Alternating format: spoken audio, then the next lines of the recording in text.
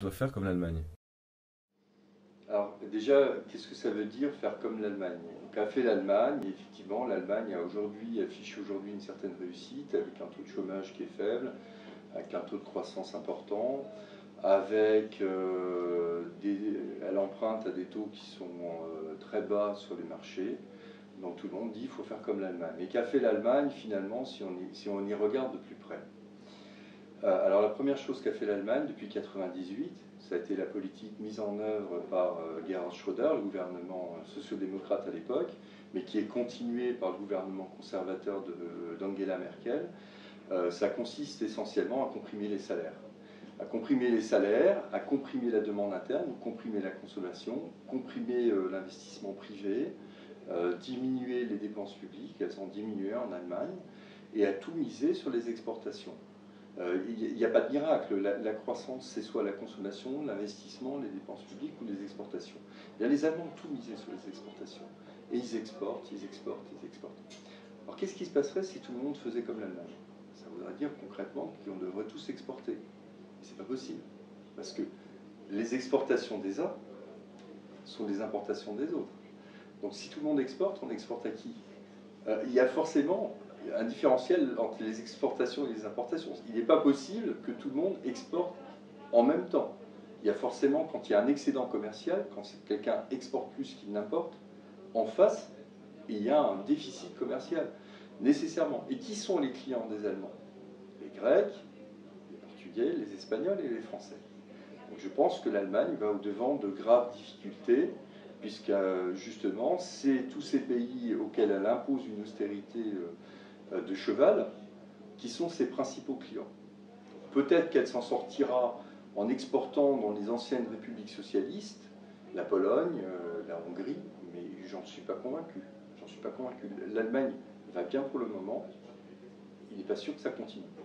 Et deuxième volet, on oublie souvent de nous dire qu'il y a des choses intéressantes en Allemagne. Mais ce n'est pas de ça qu'on nous parle. Quand on nous dit faites comme l'Allemagne, on nous dit comprimez votre demande interne, misez tout sur les exportations. Mais on oublie de nous dire aussi qu'il y a des choses très intéressantes en Allemagne, la négociation sociale. Avant de prendre la moindre décision, les parties prenantes, et en particulier les entrepreneurs et les syndicats, se mettent autour d'une table et discutent longuement et se mettent d'accord sur les mesures à prendre. Ça, effectivement, ce serait intéressant à importer dans d'autres pays.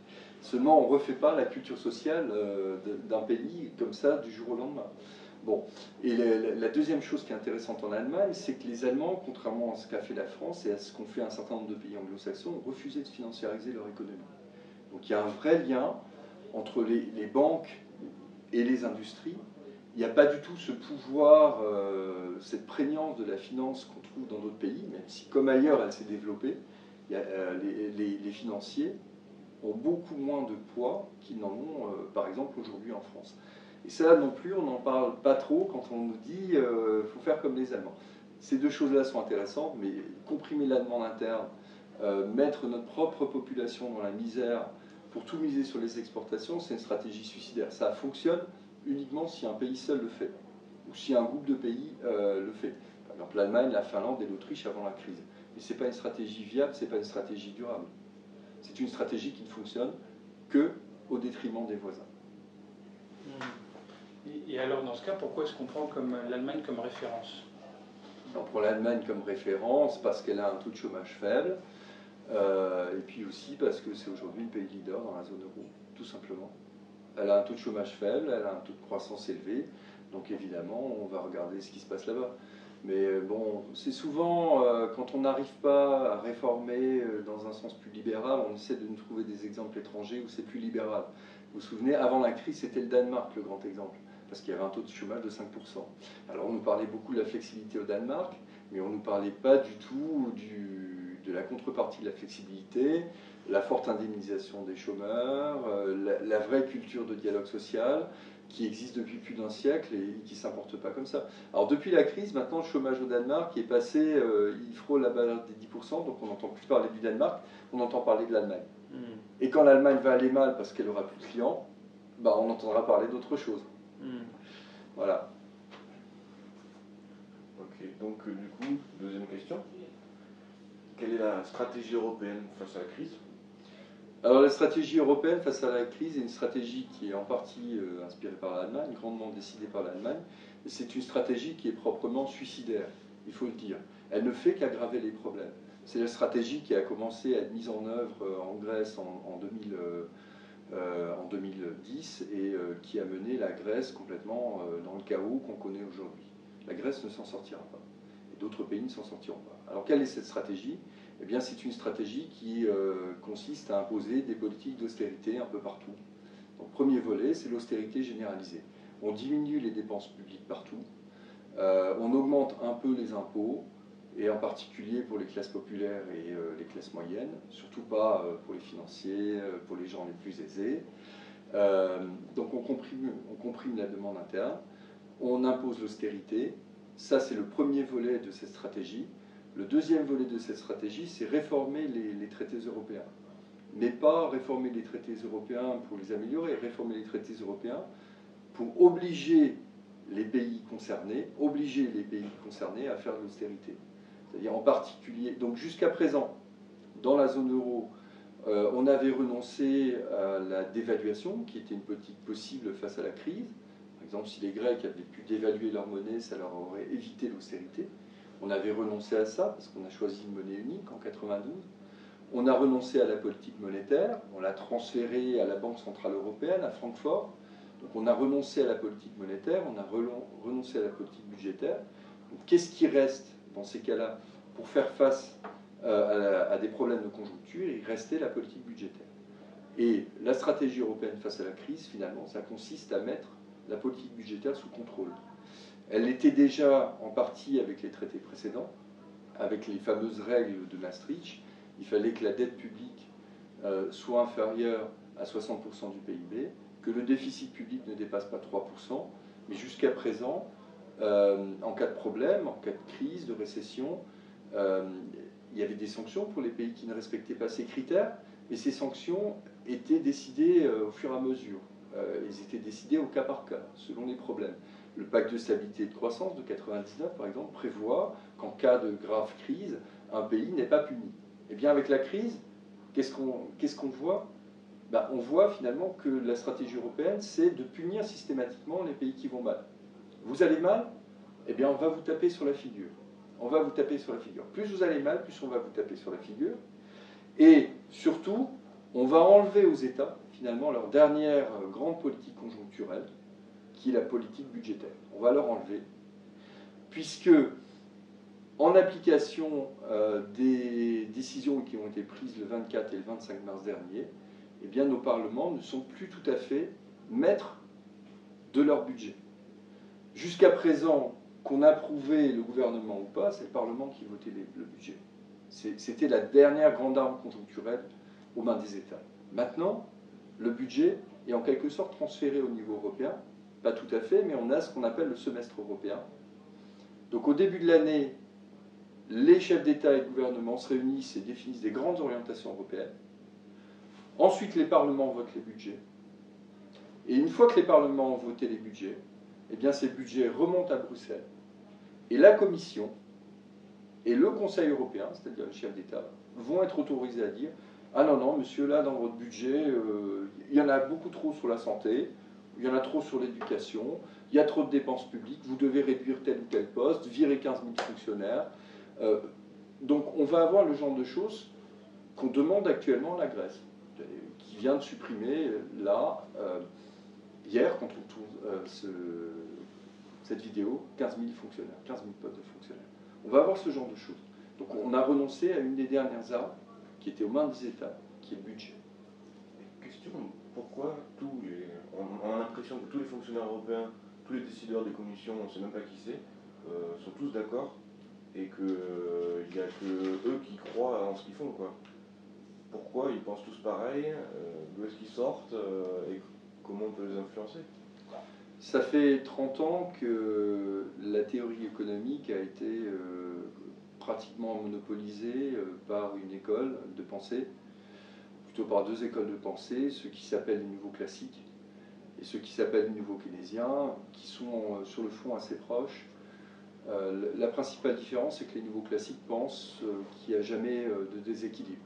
Les nouveaux classiques pensent en gros que s'il y a des chômeurs, c'est parce que c'est des chômeurs volontaires, au sens où ils ne sont pas prêts à aller travailler au taux de chômage qu'on leur propose sur le marché du travail.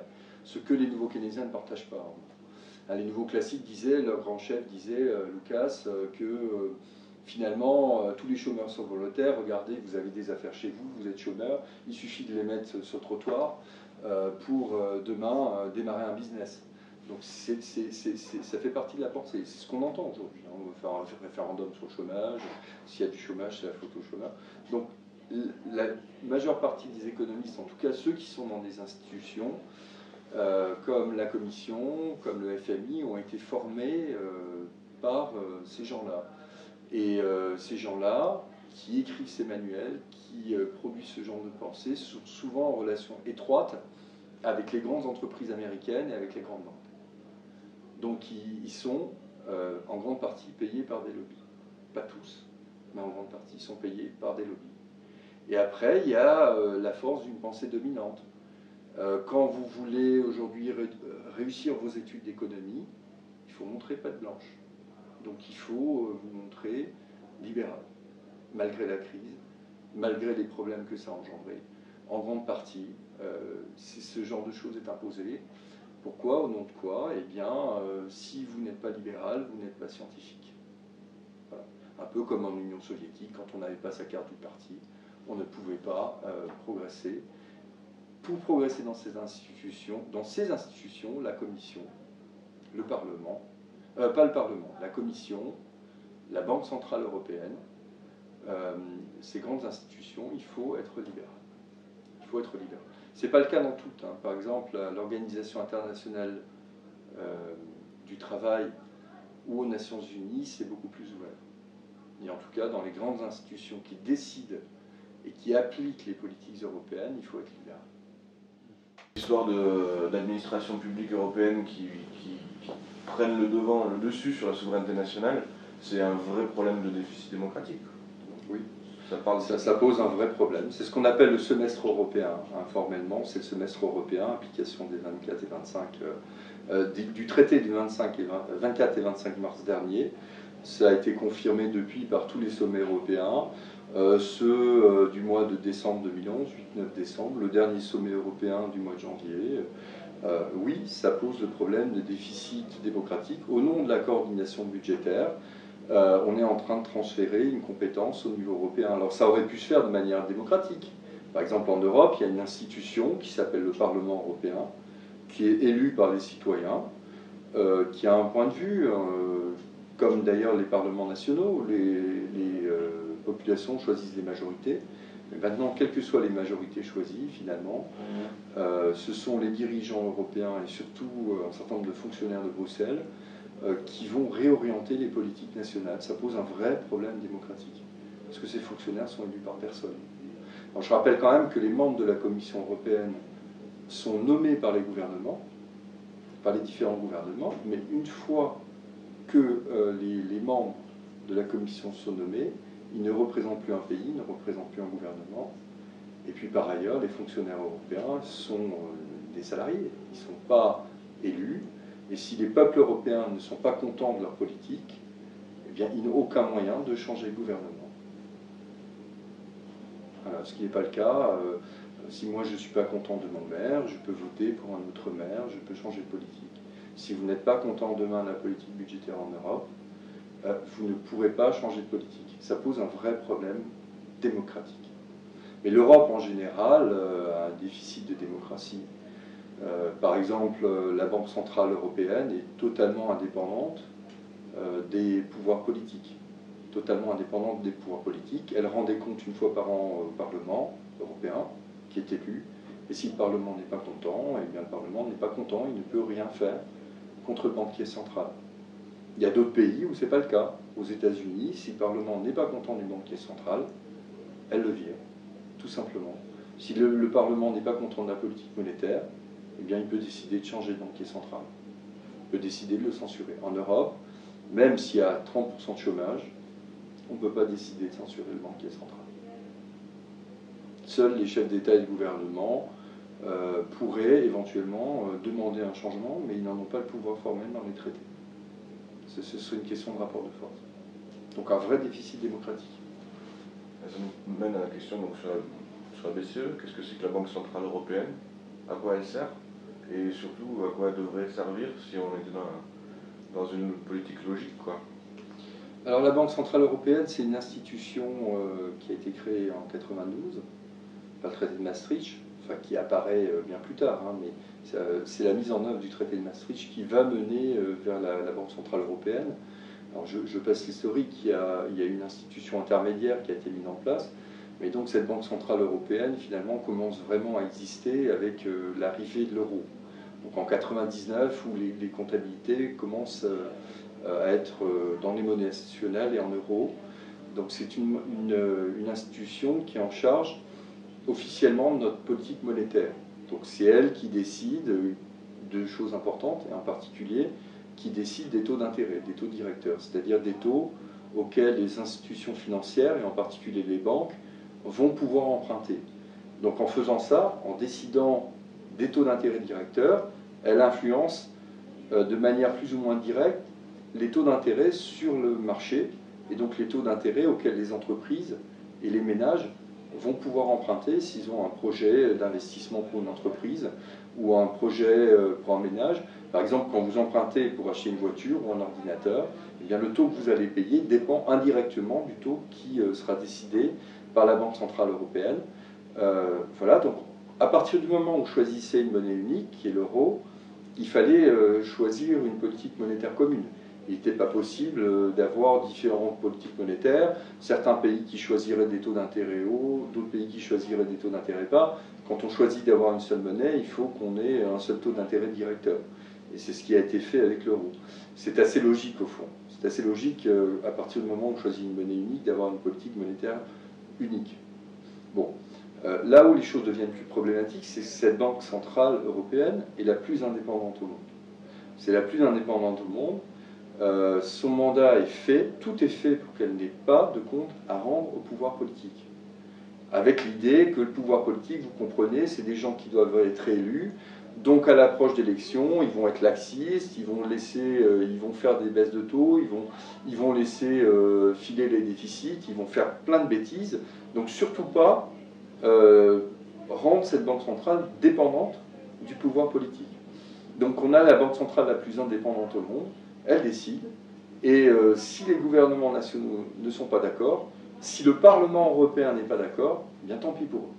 Tant pis pour eux, le banquier central décide avec son comité de politique monétaire en toute indépendance. Ce qu'on appelle le comité des directeurs, c'est un certain nombre de personnes qui décident avec le banquier central du taux d'intérêt à fixer.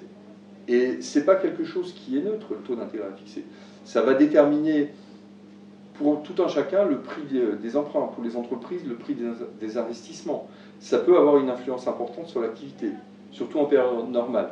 En période de crise, quand le taux d'intérêt est déjà bas, qu'il est à zéro, que les entrepreneurs n'ont pas intérêt à investir, qui sont pessimistes, bon, le taux d'intérêt est peu important. Mais en période normale, le taux d'intérêt a son importance. Donc le fait que la Banque centrale soit indépendante des États est problématique. Et en plus, en Europe, on a choisi une priorité qui a été imposée par les Allemands et qui est assez particulière. La priorité de la Banque centrale européenne, la priorité des priorités, c'est de lutter contre l'inflation. La lutte contre l'inflation. Donc on peut avoir 40% de chômage, ça n'est pas le problème de la Banque centrale européenne. Statutairement, sa priorité, c'est la lutte contre l'inflation. Elle a le droit, dans des périodes graves, de se préoccuper éventuellement de la croissance, mais c'est un objectif secondaire, et elle doit toujours donner la priorité à la lutte contre l'inflation. Donc on peut avoir une croissance négative de moins 10, moins 15, moins 25, ou une croissance nulle, comme aujourd'hui, on voit les effets en France, on a une croissance nulle, et la Banque centrale européenne, pour autant, ne devra pas changer de politique. Si elle estime qu'il y a le moindre risque d'inflation, elle devra donner la priorité à l'inflation. Donc lutter contre l'inflation. Ce qui n'est pas du tout le cas, par exemple, aux États-Unis. Personnellement, je pense que le mandat de la Banque centrale américaine est beaucoup plus intéressant que le mandat de la Banque centrale européenne. Pourquoi ? Parce qu'aux États-Unis, la Banque centrale doit certes lutter contre l'inflation, parce que trop d'inflation, ça n'est jamais souhaitable, ça détériore le pouvoir d'achat d'un certain nombre de personnes. Donc trop d'inflation, ça n'est jamais souhaitable. Mais est-ce que c'est la priorité quand on est dans une période de crise? Donc la Banque centrale américaine s'occupe certes de l'inflation, mais elle s'occupe aussi du chômage, au même niveau. Et elle s'occupe aussi de la croissance. Donc elle s'occupe du chômage, de la croissance, de l'inflation. Et il est aussi précisé dans ses statuts que les taux d'intérêt doivent rester bas. Donc on a ces quatre choses qui sont au même niveau aux États-Unis. C'est pour ça qu'on dit souvent qu'aux États-Unis, il y a un mandat dual au fond. C'est croissance et inflation. Pourquoi? Parce que le chômage est lié à la croissance. Et pour lutter contre un chômage élevé, pour faire repartir la croissance, il vaut mieux avoir des bas taux d'intérêt. Mandat dual. Alors qu'en Europe, la priorité, c'est la lutte contre l'inflation. Autre différence avec les États-Unis, la Banque centrale européenne est indépendante, comme je l'ai dit tout à l'heure, c'est-à-dire qu'elle ne rend pas des comptes au Parlement, elle va voir le Parlement européen une fois par an, et si les députés européens ne sont pas contents, ils ne sont pas contents, c'est tout. Alors que la Réserve fédérale aux États-Unis est responsable devant le Parlement. Même si elle est indépendante formellement, elle est responsable devant le Parlement. Donc si le Parlement veut changer de banquier central, s'il est mécontent de sa politique, s'il estime qu'il y a trop de chômage, il le peut. Ouais, donc tu voulais rajouter un truc sur la BCE et son rôle, parce que tu as déjà parlé des taux d'intérêt. Oui, de la politique monétaire, mais elle s'occupe aussi de fait d'une autre politique qui est importante, qui est la politique de change, c'est-à-dire d'influencer le cours de l'euro sur les marchés internationaux. Normalement, c'est une prérogative des chefs d'État et de gouvernement, donc du Conseil européen, mais de fait, ils délèguent cela à la BCE. Et donc, si l'euro est surévalué, c'est aussi en raison de la politique de la BCE. Alors il y a un grand débat sur le fait de savoir si l'euro est trop haut, si l'euro, s'il ne faudrait pas un tout petit peu jouer la dépréciation de l'euro par rapport aux autres monnaies, comme le font les Américains. Donc je ne vais pas entrer dans ce débat, mais il faut savoir que la BCE aussi s'occupe de cette politique de change, qui peut être problématique si l'euro est trop haut par rapport aux autres monnaies. On a plus de difficultés à exporter et on importe plus facilement. Voilà, donc l'euro fort, ça veut dire ça aussi. Et il dit voilà, vous sur les marchés aujourd'hui, vous voulez du 25% sur les emprunts grecs. Ça ne va pas le faire parce que les Grecs, à un taux d'intérêt de 25%, ils ne pourront pas rembourser. Demain, ça va être les Espagnols et les Portugais. Donc nous, on va sur les marchés et on dit voilà, tout ce qui dépasse 2%, je rachète. On pense fondamentalement, chez les atterrés, qu'il faut prendre ce genre de mesures, faire en sorte que la Banque centrale garantisse la dette publique, c'est-à-dire qu'elle dise, voilà, il n'y a pas de problème de dette publique. Il n'y a pas de problème de dette publique, pourquoi? Parce que les États ne peuvent pas être en faillite, parce que je suis là, je vais racheter la dette publique s'il y a des problèmes. Hein. Et on pense aussi qu'elle doit aller sur les marchés et dire, voilà, tous ceux qui veulent plus de 2% ne pourront pas acheter de dette publique parce que moi, je vais racheter tout ce qui dépasse 2%. Donc sur les marchés, ça ne dépassera plus 2%. Voilà, c'est ce que fait la Réserve fédérale américaine depuis longtemps. C'est ce que fait la Réserve fédérale américaine, c'est ce que fait la Banque centrale japonaise, c'est ce que fait la Banque d'Angleterre. Et c'est ce qui explique d'ailleurs que dans ces pays, les taux d'intérêt sur les marchés, sur les obligations d'État sont exceptionnellement faibles.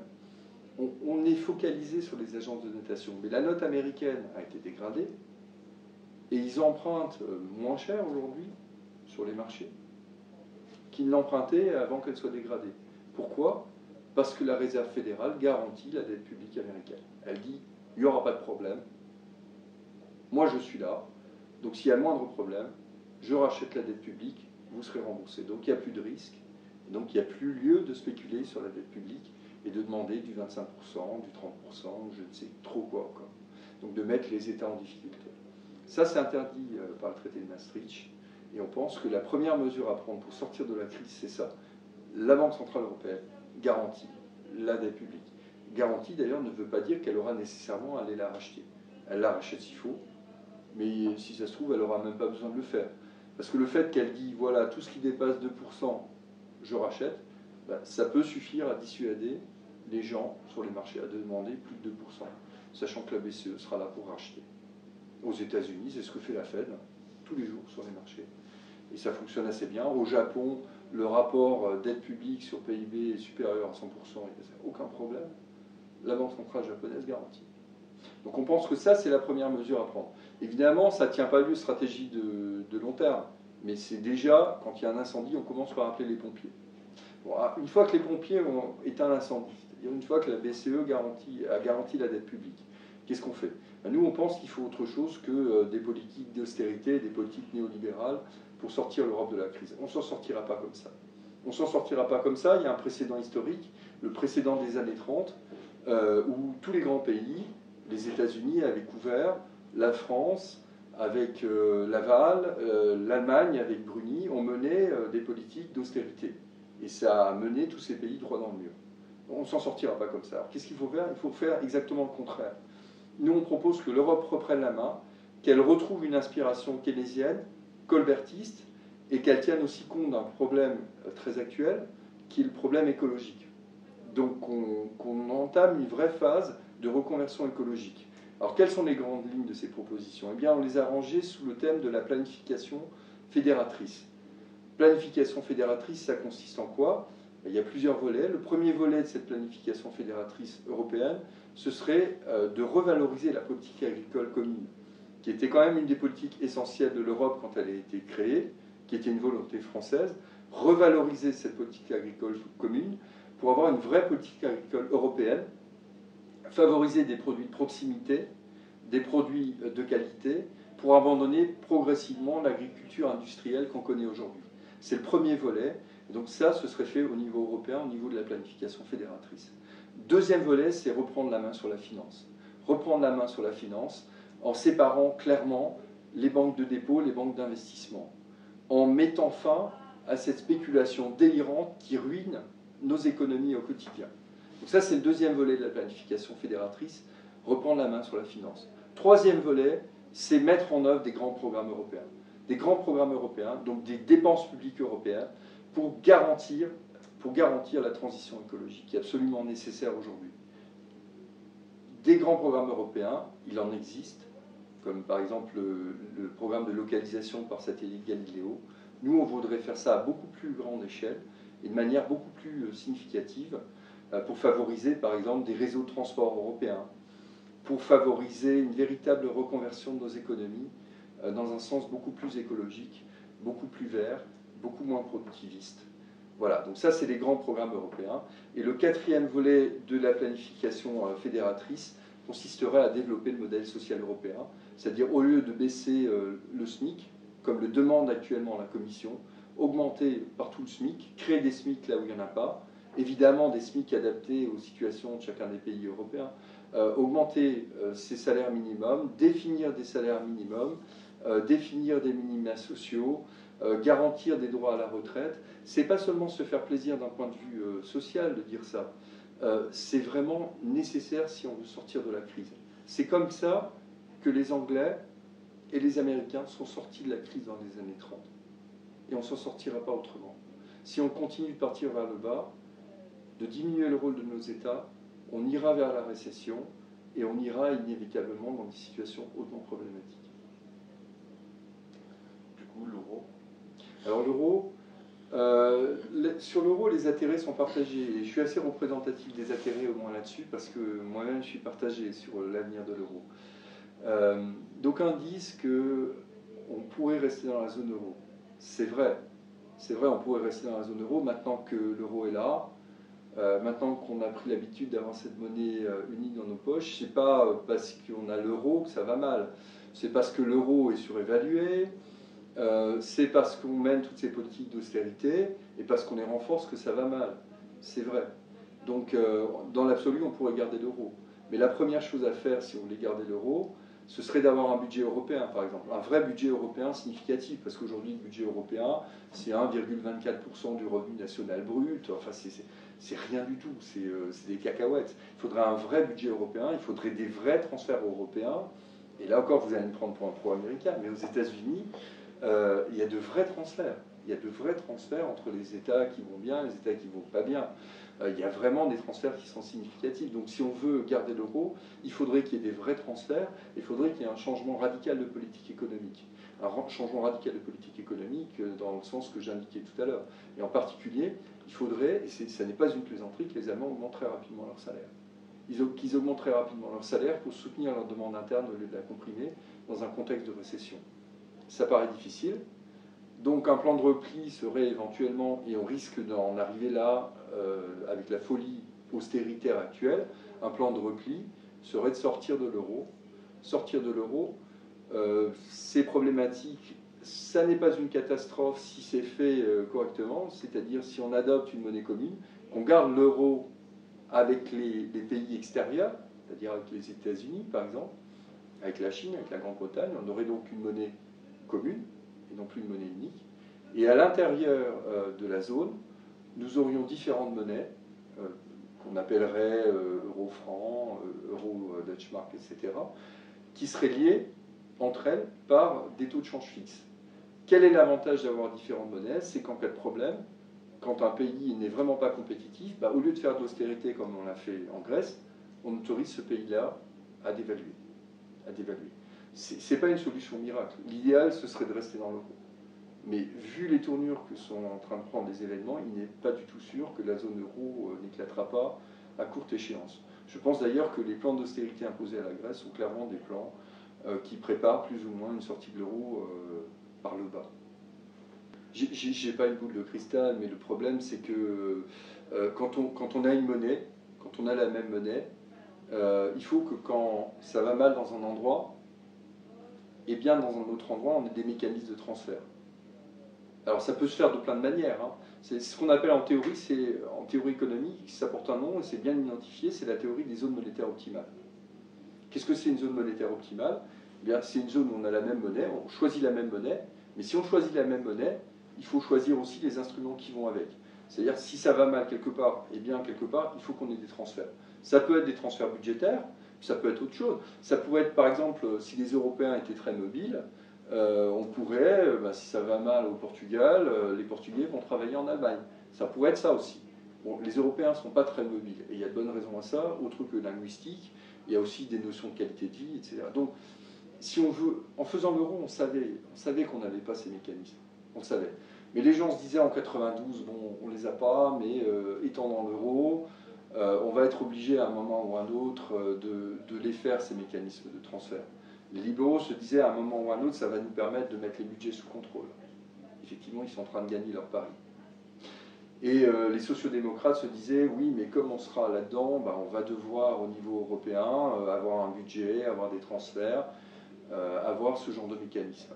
Mais on ne peut pas rester dans la même zone monétaire, c'est-à-dire avoir la même monnaie, si on a des évolutions aussi différentes et s'il n'y a pas de mécanisme de transfert. Là, ça va très bien en Allemagne, ça va très mal en Grèce. Qu'est-ce qu'on fait? Il n'y a pas de mécanisme de transfert. Au contraire, on impose encore plus de misère, plus de mal-être à la Grèce. Il faudrait qu'il y ait des mécanismes de transfert pour s'en sortir. Or, pour l'instant, il n'y en a pas. Il y a un fonds social européen qui fait certes des choses utiles, importantes, etc., mais dont le budget n'est pas assez conséquent. Il n'y a pas de transfert de population entre les zones qui vont bien et les zones qui vont mal. Il n'y a pas de transfert budgétaire. Donc c'est une situation qui n'est pas tenable. Qui n'est absolument pas tenable. Et même c'est pire que ça. Il y a un pays ou un certain nombre de pays, l'Allemagne, la Finlande, l'Autriche, qui avant la crise, finalement jouaient tout sur les exportations, donc refilaient les problèmes finalement à leurs voisins. Donc c'est une situation qui n'est pas tenable. C'est pour ça qu'aujourd'hui l'hypothèse de la sortie de l'euro n'est plus exclue. Même si personnellement je pense que ce serait mieux de rester dans l'euro, je pense que les institutions européennes, les technocrates, sont en train de nous préparer à une sortie de l'euro. En matière de souveraineté nationale, les deux derniers traités marquent quand même un renoncement, comme je le disais tout à l'heure, à une prérogative essentielle des États. Il n'y a pas plus au centre de la souveraineté nationale que les budgets. Or ça, on a accepté de le transférer en partie au niveau européen, en partie, parce que les parlements formellement vont toujours voter des budgets, mais c'est quand même au niveau européen finalement que ces budgets vont être tranchés par les chefs d'État et par des technocrates. Donc alors pourquoi est-ce qu'on n'accepterait pas des transferts budgétaires? C'est peu probable, c'est pour ça que personne